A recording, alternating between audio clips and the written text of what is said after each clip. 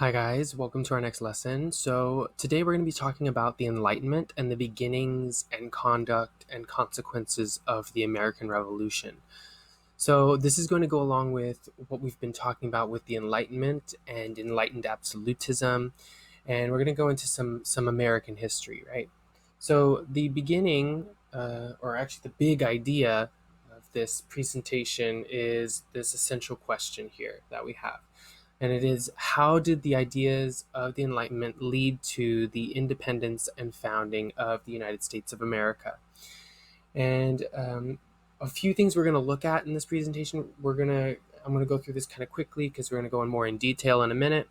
So during this presentation, we're going to look at British-American relations in the mid 17th century, um, before the Revolution. We're going to look at the events that led to the revolt in America, the significance of the American Revolution, and how the Constitution reflected Enlightenment ideas. And we're not going to go into a great amount of detail with how the war was fought and the battles or different personalities. I'm going to leave a lot of that to your American history teacher next year. What I really want to focus on is how the Enlightenment as a philosophical idea led to the American Revolution and influenced the Constitution that came out of it. So let's first take a look at Britain, and the first thing I really want to talk about is some geography. So we're on the same page, right? So England, as you can see, is part of the British Isles. That's what these two islands are, the British Isles. And so England is just one country within that. And England was the major power, so we usually tend to think it's just England, especially since we've just come out of talking about the time period we were focusing on last week when we were learning about the democratic developments of England. But so England is to the east of Wales. So you have Wales here, and then to the east of Wales is England, and it is south of Scotland. And the entire island of Britain is to the east of the island of Ireland, right? And all together, these are the British Isles, right? And after 1707, the kingdoms of England, Wales, and Scotland will merge together to create something called the United Kingdom. And so from that point on, we tend to call it Great Britain, or we call it the UK, the United Kingdom. And Americans tend to call the whole thing England, but that's actually incorrect. It's inaccurate. It would kind of be like calling all of the United States California, because California is the largest populated state in the United States, but that would be inaccurate, right? So we're talking about Britain and how it became an economic powerhouse for several reasons. First, it had a powerful navy because it defeated the Spanish and the Spanish Armada in 1588, which means that England basically became the most powerful naval power in Western Europe. Also, it's an island, which means that it has a strong merchant tradition of trading throughout the world.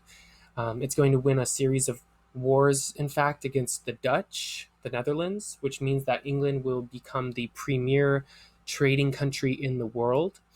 And it uses its position as a strong naval power and a merchant power to create a colonial empire in the West Indies and to develop colonies along the eastern seaboard of North America, which will become the American colonies. And that colonial empire is going to feed the British market and make England into a major economic power. So, Britain is also going to be involved in a lot of wars in the 18th century, mostly on continental Europe. And they're going to be a series of wars, mostly over dynastic struggles, who's going to succeed a particular ruler or who could become the next king or queen of a particular place, right? That's how a lot of those wars started. So there's the War of Spanish Succession, the War of Austrian Succession, and Britain is going to find itself picking the winner in a lot of these wars and a lot of these fights. Um, it's not going to send a huge military force to the continent. Instead, it's going to use its naval power to keep its distance. It's going to use its economic power to fund countries so that They can do the fighting for them, for Britain. And because of that, Britain is saved from a lot of devastation. And now it's in a uniquely powerful position. And so it's going to win a lot of these wars. It's going to look good. The prestige is going to be very high. People are going to look at Britain and say that is the leading power of its day. And it was considered the most powerful country in the world and had the strongest navy, most powerful army, major economic power. And so Britain is looking good at this point, right? And the last major war Britain wins prior to the American Revolution is going to be the French and Indian War. And that's what we call it here in America. But in Europe, it's called the 7 Years' War. It's the same struggle, they just have different names depending who's talking about it. So the French and Indian War is it's the part of the war, the 7 Years' War, that takes place in North America, where the French and the British are fighting for control of territory in North America, specifically the Ohio River Valley. And over the course of this long fight, which actually George Washington starts by getting into a stupid fight with some French troops, the British are going to completely destroy the French position in North America during this war. And they're going to seize Canada, take control of Canada by the end of the war. So France has to give Canada to Great Britain. France is removed completely from North America, and Britain becomes the preeminent power in the world in terms of its navy and in North America because it has no major rivals there now.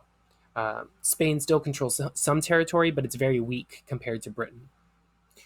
Now, I mentioned before that in 1707, England and Wales will unite their crowns with Scotland to create a united kingdom, a single kingdom.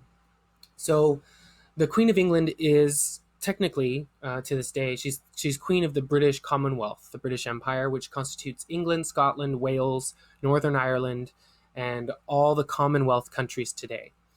But that means that a single country is created by this union in 1707, which means that England's going to have a common market. So Scottish goods will come to England, English goods will go to Scotland, and it enhances the power and the economic strength of Great Britain. And in 1760, in the middle of the French and Indian War, George the Third becomes king when his father George the Second dies. So George the Third was a king who very much wanted to have more power for the monarchy in Britain. Um, English history, we know this from looking back at things like the Magna Carta, which we talked about last week, and the Glorious Revolution. English history, it was much more based on the king sharing power with Parliament, and Parliament having a say in what was going on. English people felt that what made them English was what made them British after 1707 was the fact that they had a say in what happened in their day-to-day lives. And King George III, he wants to push back on that a little bit. And he wants to take a little more power, especially in terms of war and taxes and appointing ministers. And so George III is going to become more assertive. He's going to become more powerful. He's going to want more power. And that's going to cause problems down the road, especially because he turns out to be a little indecisive. So here on this next slide, we have the map of the British colonies in North America in the middle of the 1700s. And, how were the Americans feeling during this time? So there's a lot of things going on in America at this time.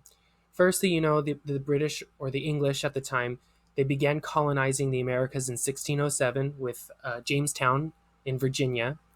And then in 1620, when the Pilgrims came to Massachusetts, and then from that point on, the colonies began to explode throughout the eastern seaboard of America. And when the English get to America, they feel British still. They feel English. They think that they are simply English people who live in America, and so they feel like they have the same rights, the same expectation that their representation will be local. They'll have a say in politics, that they'll be represented maybe not in Parliament, but by their local colonial governments. And so Americans are going to be very protective of that right, that they are represented, that they have a say in what goes on. So they expect the same rights as British people. And America is part of this big British mercantilist empire. We just talked about Britain being a merchant trading nation, and America is an essential part of that. America is the source of a lot of the raw materials. It is the source of a lot of stuff that's going to be sent to Europe, to Great Britain, to to be turned into finished goods. And so America, its economy, is dominated by two kinds of contradictory things. First, there are large trading cities. We think of Boston, New York, Philadelphia, Charleston, and South Carolina. And they're going to be the place where goods are going to leave America and go to Great Britain. And they're also going to come into America, these goods from Europe, at these places as well. So these become very large trading cities. And opposed to that, the other part of it is that America has a lot of small farmers, has a lot of single family plots of land that are working on their own. The idea of the single family living in the wilderness by themselves, it's kind of an ingrained part of American mythology, but it's an important part of what Americans thought of themselves. So the British want to make sure that North American trade goes to Great Britain. They don't want it to go to other countries because that would defeat the purpose of having colonies. Remember, the whole point of a mercantilist empire is so that the British could have this part of the world and they would get all the goods, the natural resources from that place sent only to them so that they could use it and turn it into finished goods and sell it, right? Sell it to other countries. If the colonies, in this case, then were trading with everybody else, then what's the benefit to the British, right? They're not getting any benefit from them. So the British want to regulate North American trade and make sure America is only trading with them. The problem is that back in the 1600s, the British passed a series of acts called the Navigation Acts, which said that American goods could only go to England. And Americans, for the most part, said that that's not going to happen. We want to trade with whoever's going to give us the best price. And so, because of that, there's a lot of smuggling going on in America. They're sneaking goods in and out. The colonists are prior to the Revolution, and Americans are pretty content with this. They're not too worried about it. It's just the way that it is in the world. The British, though, for the most part, they either don't really care. Everyone's making money, so they're pretty happy, or it was just really tough to stop that kind of thing, to stop the smuggling. I mean, if you take a look at this map, right, the entire eastern seaboard of North America is these British colonies. And it's very tough for the British to regulate what goes in and what goes out of these places because it's just such a huge area, right, to have to guard. Also, America is a very diverse set of colonies. And because people come from all over the world to go to America, specifically we say world, but really it's Western Europe that they're coming from. They're coming from England, from Scotland, from Ireland, from Germany, from France, from Canada.